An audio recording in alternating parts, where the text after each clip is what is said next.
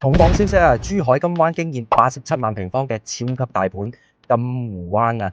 呢個擱置咗10幾年嘅8億級項目咧，目前突然喺2026年動工啦。3張新鮮出爐嘅建設工程規劃許可證咧，亦都曝光。支地塊1、2、3期同步啟動，有效期到2028年。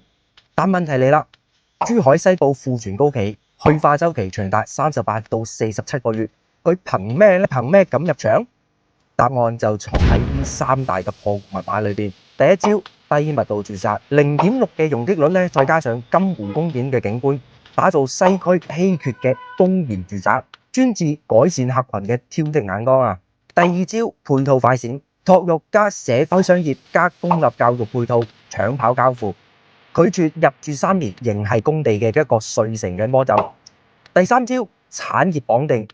瞄準咗航空新城數萬嘅高端就業人口，推人才專案，要做咧就做職住平衡嘅真社區。開發商華聯達押注嘅係未來10年，唔係賣樓，而係做一座城。